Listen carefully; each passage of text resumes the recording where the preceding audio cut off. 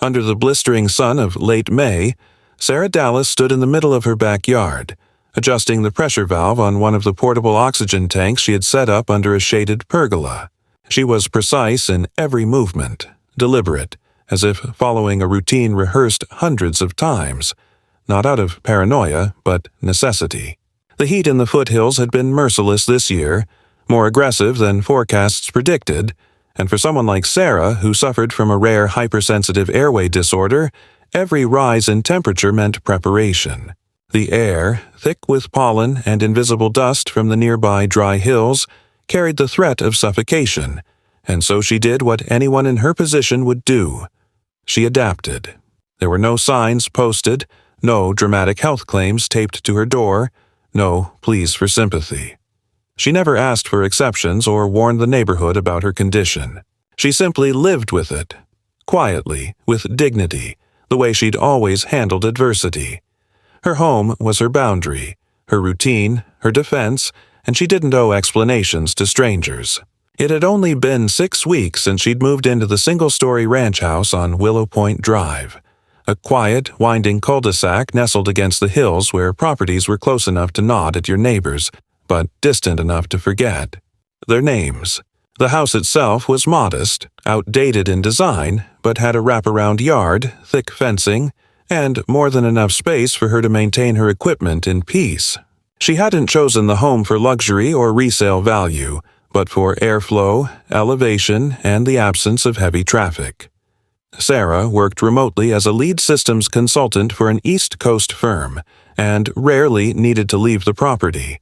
Her days consisted of client calls, system audits, and hours spent optimizing cloud security protocols, all from the comfort of her sunroom with 2 air purifiers running silently in the corners. At 34, she didn't mind the solitude. In fact, after the year she'd had, 2 ER visits, an unexpected layoff, a long recovery, she embraced it. The neighborhood itself appeared friendly enough on paper.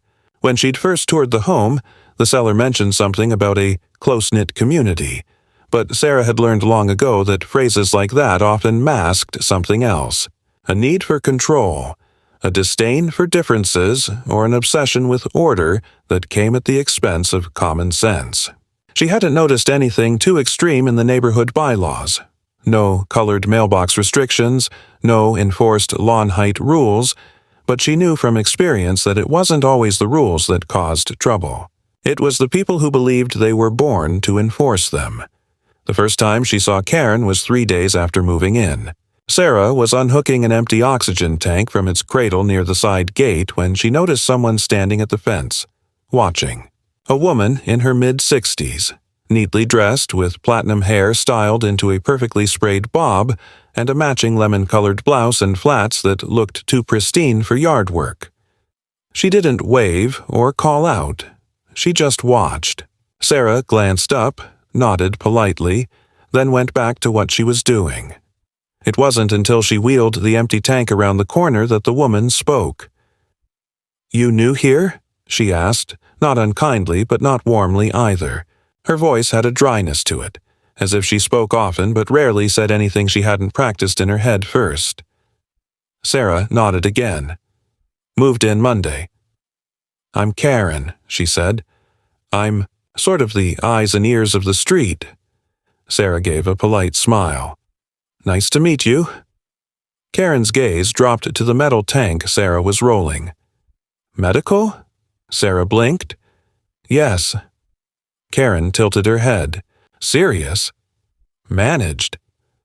Karen held her expression a moment too long, then offered a tight smile and walked away, her little white dog trailing behind her. It had seemed harmless enough at the time, just a nosy neighbor doing what nosy neighbors do, but something about the interaction lingered. Not the words themselves, but the weight of her curiosity, the unspoken conclusion behind the question. Serious or not serious enough to justify whatever this is? Sarah had met people like her before, those who assumed any deviation from the norm was either dramatized or imposed on others. Still, she gave it no more thought. She had work to do and appointments to keep. She wasn't here to win popularity contests. Over the next couple of weeks, Sarah kept mostly to herself, tending to her backyard, organizing her storage shed, installing air filtration netting along the southern fence where dust tended to drift in from the foothills. She made a few brief introductions, an older couple 2 houses down, a retired teacher across the street, but most conversations were short, cordial, and unmemorable. Karen, on the other hand, seemed to pass by with uncanny frequency, always at a slow pace, always with that same faintly expectant smile. Her dog, a toy poodle with a pink collar and a matching harness, often lingered near Sarah's gate, yapping with shrill insistence while Karen made a show of tugging her back as though it were beyond her control. Once, she even opened with, "Your yard looks like it's hiding a secret," to which Sarah replied only with a shrug. The air grew hotter as June approached, and Sarah spent more time under the shaded structure she'd built beside the house. She had a cooling vest, a hydration unit, and a system for switching out oxygen tanks without entering the house. It wasn't glamorous, but it worked. When the heat hit a certain threshold, she wore her nasal cannula even when resting, and if the air was especially thick, she'd use the mask. One Thursday afternoon, as she adjusted the regulator and leaned back into the lounge chair, mask in place, she heard the familiar click of dog nails on the pavement. Karen again. The dog pulling. The same routine. But this time, Karen stopped directly in front of the side gate. Sarah watched her through the tinted lenses of her sunglasses. The woman's gaze landed on the mask, and her mouth twisted into something between curiosity and disdain. "That really necessary?" Karen asked, gesturing lazily. Sarah didn't respond at first. Then, pulling the mask down slightly, she said, "It's medical." Karen chuckled. "You know, some people might think it's a bit dramatic. We're not in Los Angeles smog up here." Sarah considered her reply, then simply said, "Have a good day, Karen." And she put the mask back on. It wasn't about being rude. It was about self-preservation. The minute you opened the door to justify your needs to someone who already believed they were excessive, you gave away your autonomy. Still, after that interaction, Karen's appearances grew more frequent, and her questions less subtle. She began pausing outside Sarah's property longer. Once, she called out, "If you're ever feeling faint, I'm CPR certified. Just yell." Another time, "I know a homeopath who cured her cousin's asthma. Let me know if you want the number." Sarah never responded. Her body was resilient. She had plans, documentation, a primary care physician on speed dial, and emergency protocols logged with her insurer. She wasn't fragile. She was aware, alert, responsible. But there's only so much you can do when people start making up their own version of your life. When people like Karen look at you and decide, without ever stepping inside your world, what you're doing wrong. And as Sarah stared out across the horizon that afternoon, the heat shimmering in waves above the driveway, she felt the wind shift. Not the air itself, but something less obvious. Something behavioral, atmospheric. As if she was being quietly repositioned in someone else's narrative. Not as a neighbor, not as a woman, but as a problem. And problems, as she knew far too well, were things people like Karen believed they were born to solve. It started with the sound of barking, high-pitched, frantic, almost strangled. Sarah had just stepped into the shaded pergola behind her house, where the heat was already pressing against her like a damp wool blanket. It was just past noon, the sun directly overhead, and the humidity, rare for their dry hillside climate, made the air unusually dense. She'd been working since early morning, barely breaking for food, and her pulse oximeter had already started flickering warning signs 30 minutes earlier. She hadn't ignored it. She was never careless. But sometimes there was a narrow window, between when her body said slow down and when her lungs said enough, that she had to ride out with caution. That's why she wore the mask, why she kept 2 tanks ready, and why she never sat more than 5 feet from her cooling station. So when she sat back into her chair and secured the nasal mask over her face, eyes closed, heartbeat slowing, she did it with the confidence of someone who knew how to survive.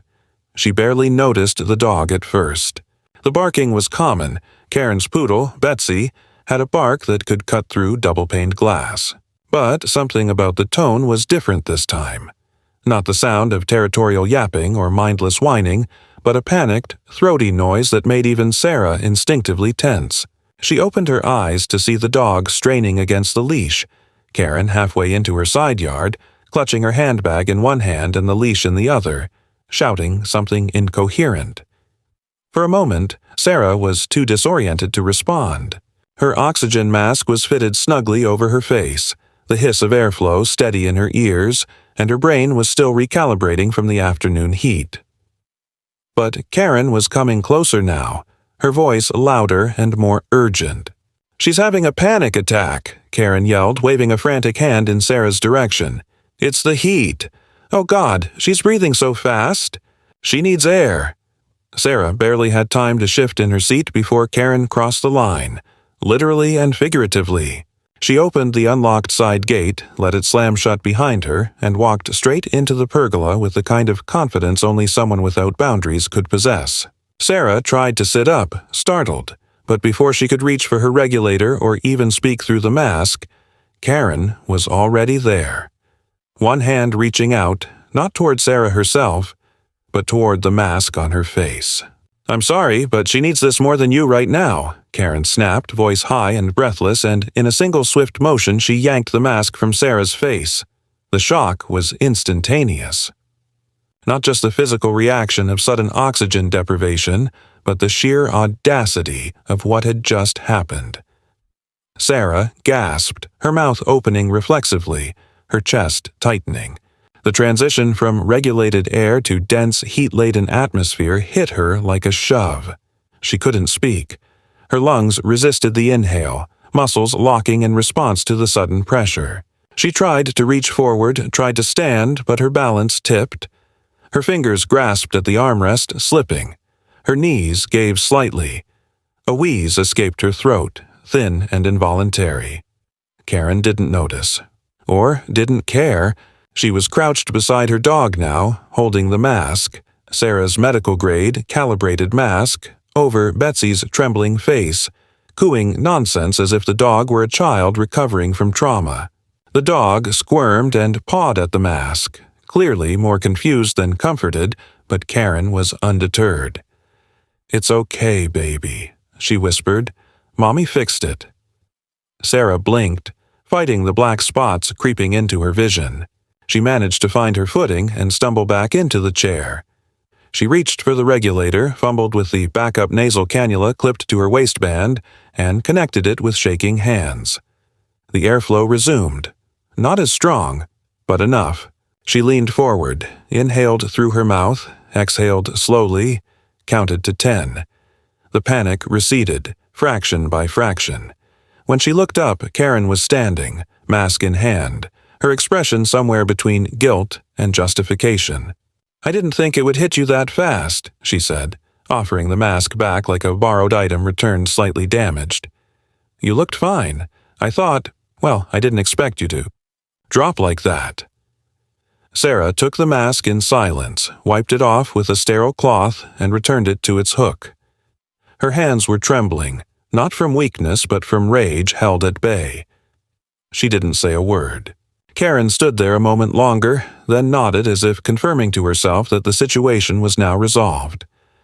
"I'm glad you're okay," she said, and turned to leave. "Betsy's heart rate is normal again. Probably just a heat flare. Happens with poodles sometimes. Sensitive breed." The gate closed behind her with a gentle metallic clink.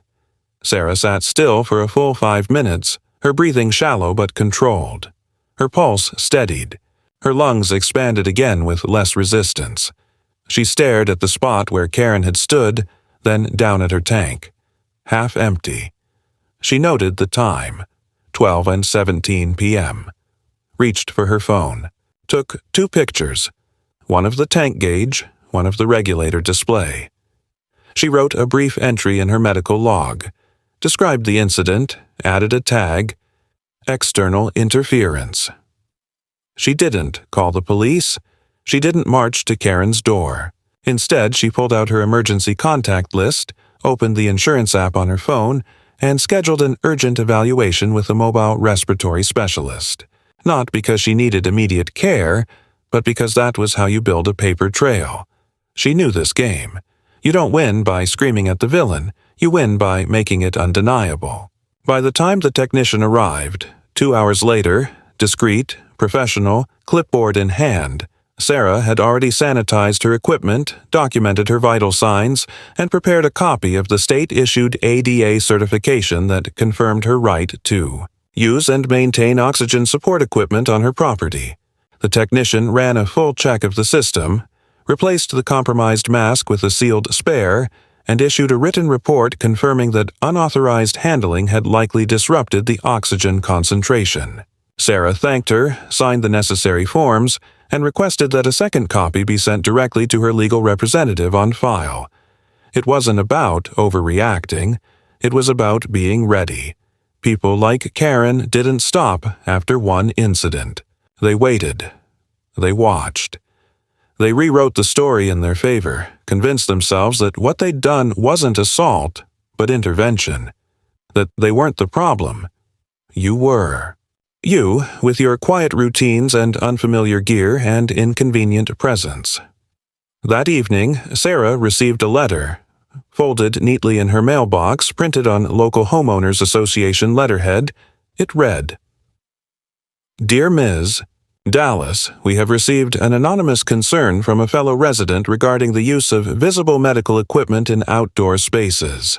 While we respect your privacy and your right to personal care, we encourage all residents to be mindful of community aesthetics and consider maintaining such items in less public-facing areas. Sincerely." Sarah didn't finish reading. She folded the paper in half, placed it on the counter, and stared out the kitchen window at the last sliver of sunlight vanishing behind the hill. It had begun.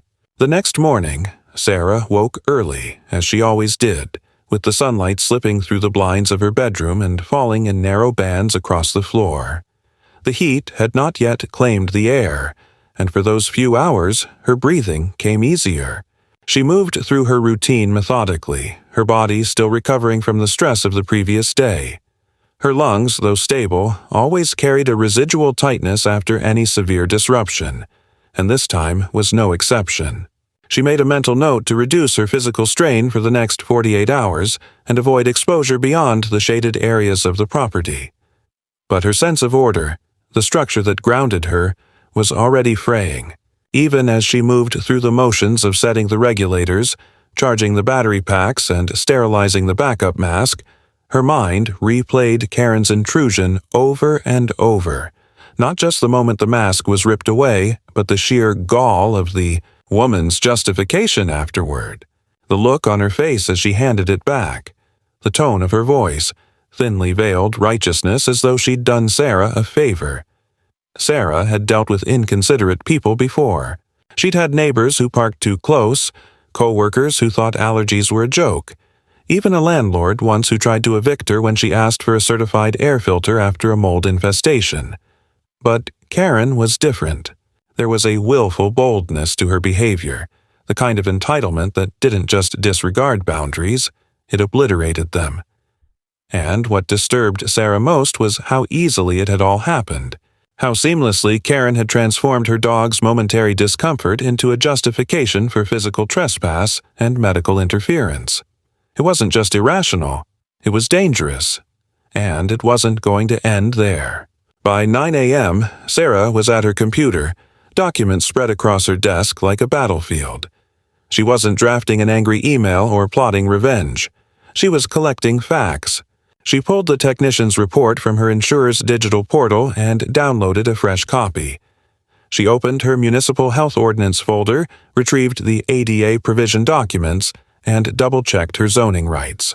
She confirmed the clause that permitted the use of medical support devices in all parts of a residential property, regardless of neighborhood rules, and highlighted the federal override regarding medical accommodation under the Fair Housing Act.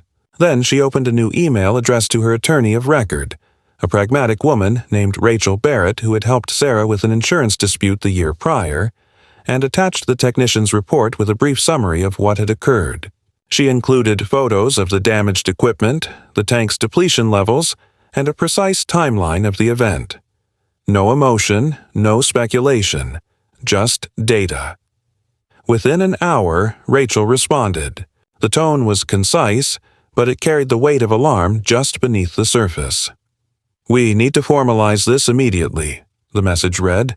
"I will file a notice of medical interference and submit a warning letter to the neighborhood board. Do not engage with the neighbor directly. Let's proceed by the book." Sarah exhaled slowly and sat back in her chair.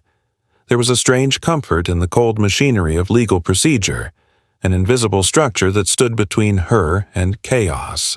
She wasn't looking to press charges, not yet, but she would not allow this incident to be dismissed as some quirky misunderstanding. People like Karen didn't stop unless they were made to, and Sarah, quiet though she may have been, knew how to hold a line. By early afternoon, her email pinged again.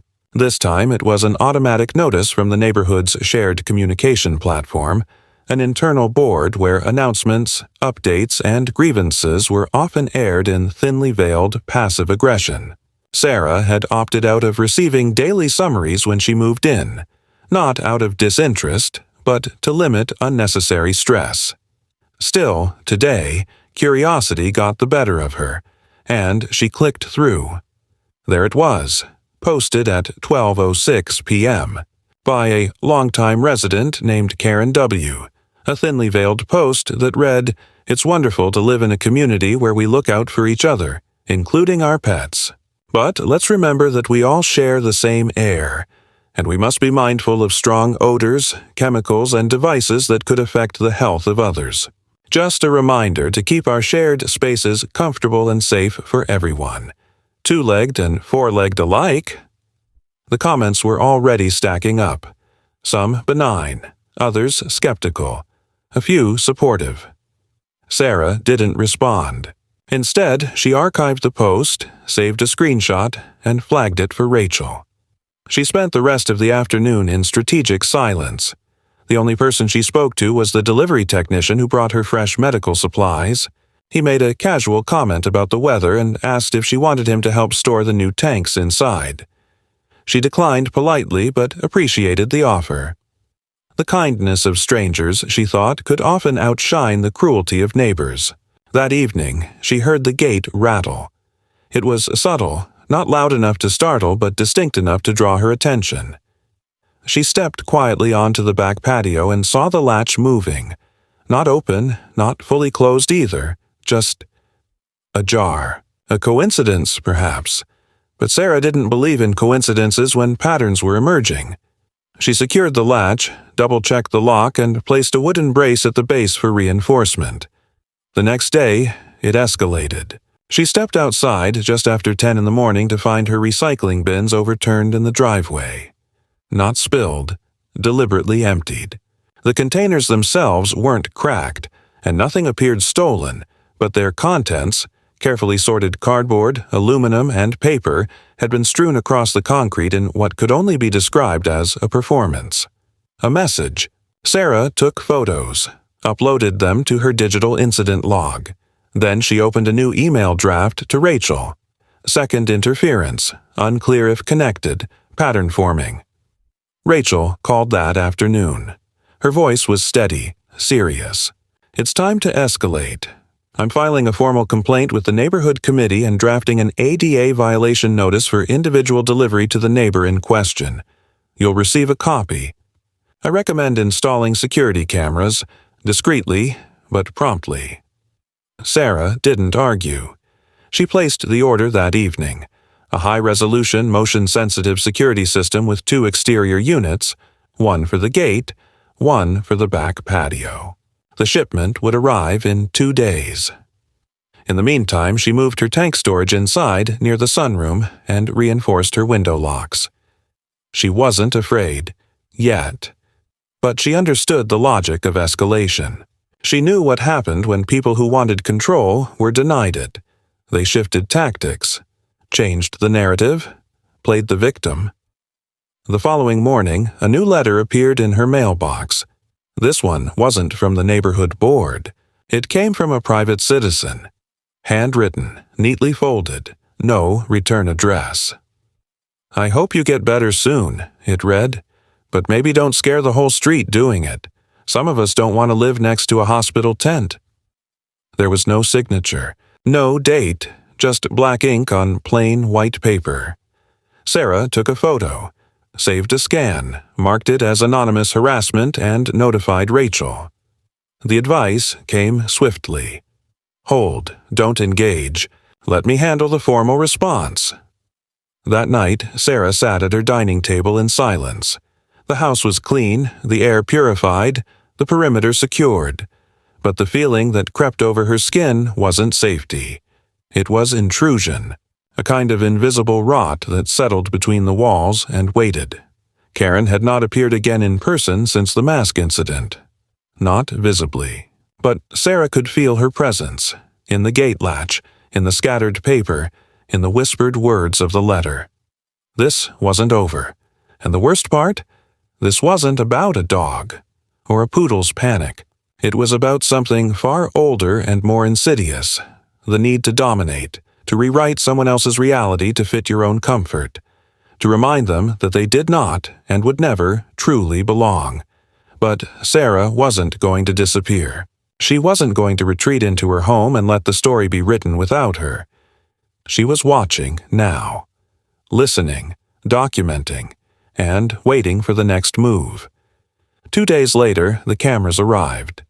Sarah wasted no time. She spent the morning reviewing installation guides, checking angles, and choosing mounting points that were both discreet and thorough. One unit was fixed to a narrow overhang above the side gate, aimed directly at the latch and surrounding yard space. The other faced her back patio, positioned just high enough to avoid easy detection, but low enough to capture anyone entering the property. She wasn't interested in confrontation. She was interested in proof. Her body couldn't afford more stress, and she had no intention of engaging in a shouting match with a woman who had already shown a willingness to disregard personal space, health needs, and federal law when it suited her. Sarah's only weapon would be the truth, and now she had the means to record it without interpretation. By the time she finished setting the systems up, she received an email from Rachel confirming the official ADA violation notice had been delivered to Karen's address via registered mail. Sarah didn't ask for the details. She didn't want to imagine the face Karen made when the letter arrived, or the words she might have muttered under her breath while holding it. That wasn't Sarah's concern. Her goal wasn't revenge. It was restoration of peace, of control over her own space, her own breathing, her own life. But peace didn't come. That evening, Sarah went to water the perimeter plants, mostly succulents and drought-resistant herbs, when she noticed something off. The western edge of the fence line had been dug up in 3 shallow spots. Not deeply, just enough to disrupt the compacted soil and scatter dirt across the decorative rocks. She followed the marks with her eyes and quickly realized it wasn't natural. It wasn't the work of rabbits or raccoons. The soil had been displaced with precision, like someone testing the ground for something. For what, she didn't know. She bent down and found what looked like a small strip of latex glove embedded in the dirt. It had been torn, possibly snagged on a splintered root. She bagged it carefully, documented the disturbance, and sent the images to Rachel, along with a note. Unclear intent. Possibly intimidation. Property interference continues. The response was swift. Rachel had included the footage from Sarah's new camera angles in her ongoing legal file and advised her to file a supplemental police report, not as an emergency, but as documentation. Sarah followed the instruction. She called the non-emergency line, explained the situation calmly, and provided the officer with the incident number from the first inquiry tied to the anonymous letter. A patrol car didn't come that night, but she didn't expect one to. The important part was the record, the slowly growing weight of evidence that someone was actively disrupting her peace, her security, and possibly her safety. 2 days later, a new element entered the picture. Late afternoon, while reviewing the previous night's footage as part of a routine check, Sarah paused the playback. Between two timestamps, a figure appeared, small, quick, and deliberate. It was Karen. She was alone, wearing a sun hat pulled low and walking her dog far from the usual path. But what caught Sarah's attention wasn't just her proximity to the fence, it was what she carried. In one hand, barely visible in the dim camera feed, was a spray bottle. The footage showed her approaching the fence line, pausing and reaching over with the bottle in hand. A mist clouded briefly in the light. Then she moved on. Sarah stood from her desk, went outside, and examined the area near the western fence. The rosemary bush she'd been nursing back to life was wilting, leaves brittle and tinged with a strange gray. She clipped a few samples and stored them in a sealed plastic bag. Back inside, she emailed Rachel again, who advised sending the samples for testing. Sarah found a nearby lab that handled residential agricultural damage and drove there herself the next morning, delivering the clippings and providing a brief written summary of the suspicious circumstances. The technician didn't seem surprised. He said these cases weren't common, but they weren't unheard of either, especially in tightly managed neighborhoods where appearances mattered more than reality. 3 days later, the results came in. A high concentration of glyphosate, commercial-grade herbicide, not from drift or overspray, but direct contact. Sarah felt the sting of it not just in her plants, but in her chest. This was no longer passive hostility. It was deliberate sabotage. That evening, Sarah sat on her back porch with a cup of cold chamomile tea and watched the sun dip behind the ridge. The sky was painted in orange and violet, and for a brief moment the world looked calm. But beneath that surface, things were shifting. She could feel it, not paranoia, but intuition. The kind of intuition you only develop after your trust has been broken enough times. Karen hadn't said a word to her since the day she took the mask. No passive-aggressive comments, no forced greetings, no social niceties. But the silence itself had turned weaponized. It was the calm of someone recalibrating, someone plotting a different angle of attack. The next morning, Sarah awoke to another letter. This time it was from the neighborhood board, official stationery, sealed envelope. Inside was a notice of review. Resident concerns have been raised regarding potential violations related to unapproved outdoor installations and the improper display of medical apparatus in common view. There was no name attached, no signature, just a vague reference to concerns raised. The board requested that Sarah attend an upcoming review session to clarify her compliance with neighborhood standards. She read the letter 3 times. Her hands didn't shake, her pulse didn't spike, but something inside her shifted. She wasn't dealing with one neighbor anymore. This had become institutional, coordinated. And it didn't matter that she had federal protections. It didn't matter that she had medical documentation, legal counsel, or video proof. In places like this, quiet cul-de-sacs governed by unwritten hierarchies, facts rarely trumped perception. And if perception was being molded against her, she needed to act before that mold hardened into something permanent. She called Rachel, who immediately offered to attend the review session on her behalf. "They want a confrontation," Rachel said. "Don't give them one. Let me handle the questions. You stay out of it unless you're directly addressed. We go in with everything: camera footage, lab results, ADA law, your medical rights, and the technician's report. If they want a legal fight, we'll give them a quiet one, and we'll win it." Sarah agreed, but she didn't stop there. That evening, she drafted a letter of her own. Not a complaint, not a defense, but a simple, carefully worded summary of the events to date. Factual, neutral in tone, and backed by citations. She sent it to every household on the block. No accusations, just information. "I am a resident of this neighborhood," it began. "I live with a medical condition that requires the use of regulated oxygen. My equipment is lawful, safe, and maintained by certified professionals. Recently, I have experienced disruptions to this equipment and interference with my property. If you have questions or concerns, I am available to address them directly. But I will not tolerate harassment, defamation, or sabotage." She signed it plainly, without flourish. Just her name, just the facts.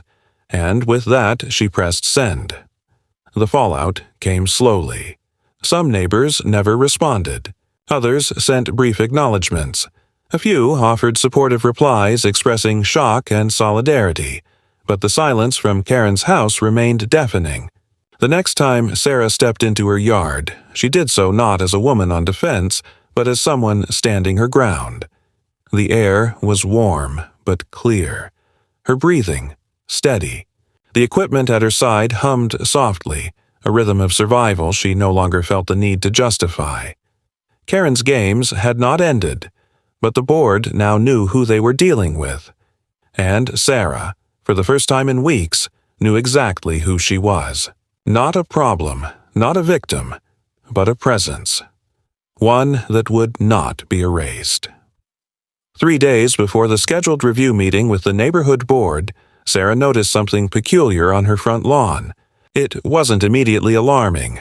Nothing broken, no signs of trespass, but it was undeniably deliberate. A white lawn stake had been driven into the ground just beside her mailbox, holding up a professionally printed sign. The sign read, in block letters, "Attention, unregistered medical equipment present. Proceed with caution." The font mimicked the style used by municipal departments, and unless someone looked closely, it would pass as an official public health notice. Sarah stood still for a moment, the morning sun hitting the side of her face, her pulse increasing in slow, deliberate beats. This was new, not just passive interference or vague community pressure. This was an escalation, public, targeted, and designed for maximum visibility.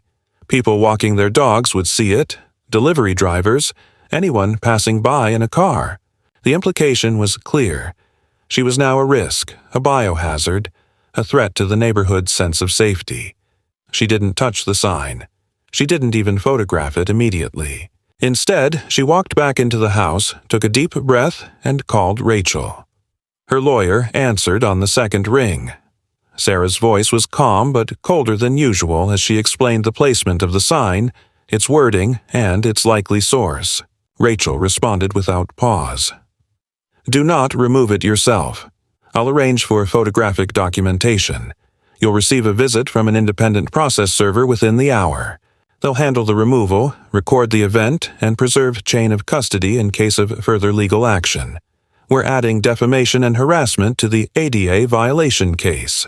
This moves the situation out of internal governance and into legal terrain." Within 90 minutes, a man in a plain blue shirt and khakis knocked on Sarah's door. He didn't ask questions. He simply showed his ID, reviewed the location, photographed the sign from multiple angles, gently removed it, bagged it, and left. The entire exchange was silent except for a polite, "Take care," as he walked down her steps. It wasn't aggressive. It didn't need to be. The quiet efficiency of legal enforcement spoke volumes more than confrontation ever could. Later that day, while reviewing her surveillance footage, Sarah confirmed what she had already suspected. At 4:13 a.m., a woman matching Karen's frame, with her distinctive walk and familiar overcoat, had exited her front door, crossed the street, and approached Sarah's mailbox. In her hand was the sign, rolled and tucked under her arm. She carried a small mallet and a pair of gloves. The footage showed her glancing around, pausing, then driving the stake into the lawn with 3 sharp taps. The footage was grainy in low light but clear enough to verify identity. Sarah didn't feel satisfaction watching it. She felt something colder, heavier, like a bell ringing deep in her chest. A recognition that Karen had made a decision. This was no longer an escalation by accident or misjudgment. This was personal warfare. The next day, Sarah received another envelope. This one didn't come by mail. It was hand-delivered, placed carefully under her front mat. Inside was a complaint form bearing the neighborhood committee's seal. The accusation, operating hazardous filtration equipment that may emit non-approved particulates, signed by 3 residents. Sarah recognized only one name, an older man who lived 3 houses down, someone she'd only exchanged nods with in passing. The other 2 names were unfamiliar, possibly spouses or friends of Karen. It didn't matter. The document stated that her presence on the property would be subject to review pending outcome of safety evaluation, and that her use of unverified external devices might constitute a violation of environmental standards if not certified, through local regulatory pathways. There was no evidence provided, no photos, no measurements, just language crafted to imply that her very survival systems were now community hazards. Sarah didn't call Rachel this time. She drove directly to the local municipal office. At the public health counter, she requested in writing a copy of the town's environmental regulation code concerning residential oxygen support systems. The clerk, confused but obliging, retrieved the file and handed it over. Sarah skimmed it on the bench outside. Nowhere in the document was there a clause requiring registration for private filtration or oxygen regulation systems intended for personal medical use. She returned home, scanned the pages, attached them to an email, and sent them to the committee's general contact inbox with a brief note. For your reference, relevant municipal regulation regarding my equipment. Please confirm receipt. I will not tolerate false accusations regarding lawful medical compliance. No one replied. But 2 days later, a new complaint was filed, this time citing emotional distress caused to nearby residents by presence of visible medical apparatus during social hours. Sarah didn't even need to read the whole document. The phrasing alone told her exactly who had written it. Karen's obsession with appearances, her fixation on public control, it had moved past Sarah's mask and into the realm of theater. She was staging a performance where Sarah was cast as the antagonist, the threat to community wellness, the other who wouldn't conform. And the board, through silence or complicity, had become her audience. The night before the review meeting, someone rang Sarah's doorbell at 2:11 a.m. No knock, just the sharp, single chime. Then silence. No one on the cameras, no movement near the porch. Sarah checked both camera feeds twice. The system had captured nothing, just static. The possibility of a system block or jammer crossed her mind, but it seemed unlikely. More probable, someone had stayed just out of view, rang the bell with a tool, and slipped away quickly. It wasn't a prank. It was pressure. Psychological nudging. Let her know she's watched. Let her feel the weight of being targeted. The morning of the board review arrived gray and dry, the sky overcast, the wind low. Sarah didn't dress formally, but deliberately. Clean, fitted clothing, hair tied back, her oxygen mask visible but unobtrusive. Rachel arrived 15 minutes early, holding a thick binder and a tablet. They reviewed their materials one final time in Sarah's sunroom before heading out. The board meeting was held at a neutral location, the neighborhood's multi-use room near the community park. Chairs were arranged in a semicircle facing a panel table with 4 seated board members, 2 of whom looked barely awake. A handful of residents attended, none of whom acknowledged Sarah as she entered. Karen sat in the second row. Her posture was immaculate. Her lips curved in a polite half-smile as Sarah passed, but her eyes were cold. Betsy, the poodle, was absent. Sarah felt relief at that, however slight. Rachel handled the proceedings. She presented each item methodically. Footage of the sign planting, lab results from the poisoned plants, ADA documentation, municipal codes. When questions arose, Rachel answered calmly, with precedent and law. Sarah spoke only once when directly asked whether her equipment was professionally maintained. Her reply was short and factual. Yes, serviced every 2 weeks, certified through a federal medical equipment provider. Records available. Karen spoke later after a brief pause when invited by the board. Her voice trembled slightly as she described her concerns. her worries for the mental well-being of the block, her sadness that things had gotten so complicated. She never mentioned Sarah by name, but she referenced constant tension, foreign elements, and the way some people change the tone of a street just by being different. Her delivery was practiced, measured, like someone on the verge of tears who had rehearsed the performance too many times for it to feel spontaneous. No accusations, just doubt, insinuation, and faux sorrow. The board didn't rule that day. They said a decision would be issued in writing within the week. Sarah and Rachel returned home without fanfare, but the silence in the car on the way back was heavy, as if both understood that facts might not be enough. Sometimes people didn't need reasons to exclude you. They just needed a story that felt more comfortable than the truth.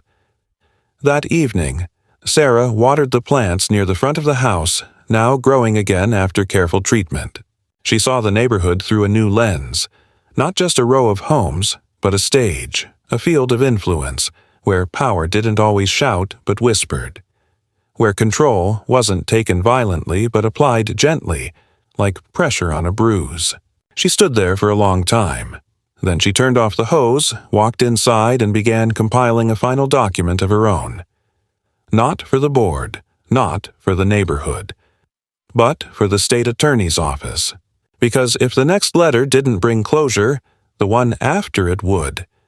And if Karen's reach extended beyond fences and signs, then Sarah would extend hers far beyond this street. The game was over. The next move would be on record. Permanently. The letter from the board arrived 5 days later, tucked neatly in an official white envelope. The kind with a faint watermark and the community logo printed at the top in navy blue. Sarah took it from her mailbox with a calm, steady grip, aware of the gravity it could hold, though not afraid of it. The sky above was clear, the kind of dry brightness that burned into her lungs if she stayed outside too long, but she paused for a moment before going back inside, the paper cool between her fingers. She didn't tear it open. She didn't pace.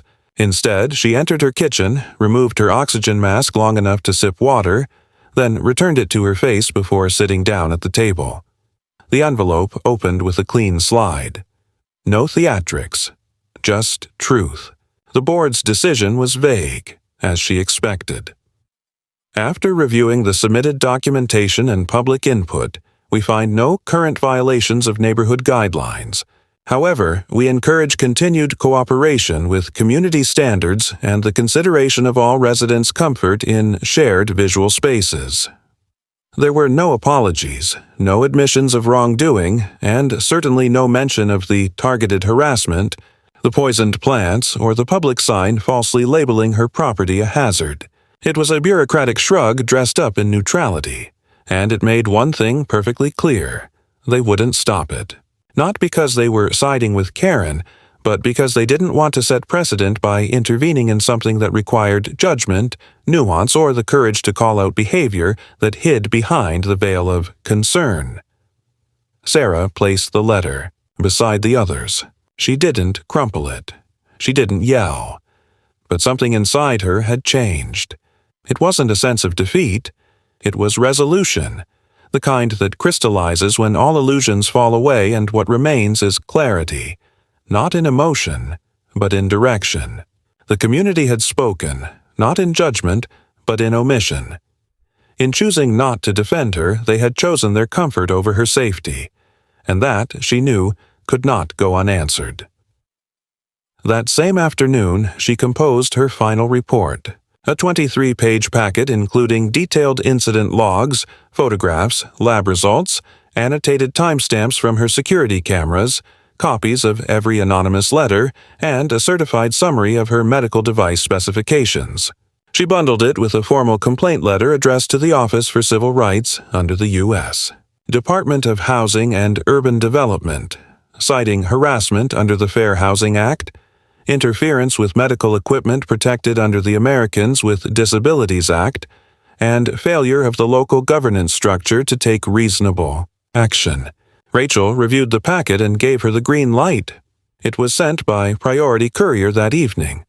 The following morning, Sarah awoke to a sharp thud outside. Not a loud crash, but deliberate. She looked at her clock, 6:24 a.m. Stepping onto the porch, oxygen hose trailing, she found a large object wrapped in black plastic lying at the base of her front steps. At first, she thought it was garbage, but then she saw the familiar curve of medical tubing peeking out from the edge.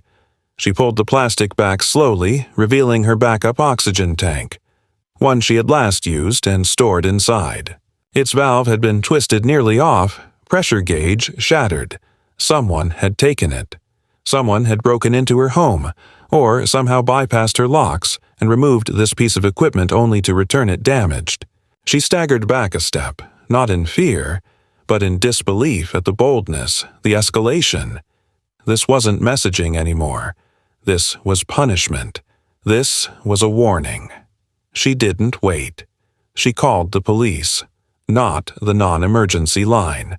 She reported a theft and tampering of medical equipment and clearly stated it was retaliation for a filed federal complaint. The officer who arrived was different than the previous ones. Taller, older, eyes sharper, less inclined toward condescending reassurances. He listened, took real notes, walked the property, reviewed the footage Sarah provided, and confirmed that, around 4:52 a.m., a hooded figure had approached from the rear, entered briefly through the side door, and exited less than 4 minutes later carrying the tank. The officer didn't speculate. He didn't promise immediate justice, but he said something important. This isn't neighborhood mischief anymore. This is criminal trespass and targeted interference with protected medical gear. I'll file it accordingly. Sarah handed over the evidence. The damaged tank, the images, the timeline. She gave a calm, thorough statement. When the officer left, she didn't go back inside. She stood in the driveway looking out over the houses across the street, noting each curtain that moved, each glance that didn't hold eye contact. They knew. Or they would know. Karen's story was unraveling, not in dramatic confrontation, but in the slow, relentless tide of law. It had taken weeks, but it was finally shifting. That evening, a different kind of visitor arrived.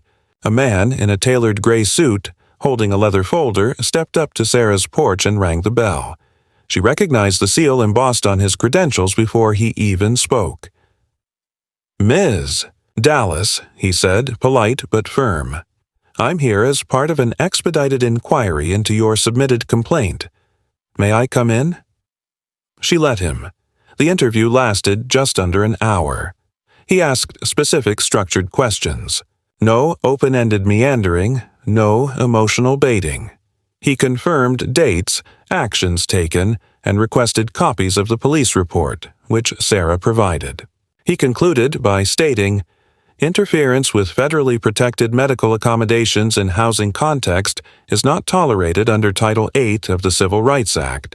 This will be taken seriously." And then he left. No promises, just quiet assurance, the kind that mattered. 2 days later, Karen finally made contact, not in person but through an envelope slid under Sarah's door. Inside was a single page, typed, cold.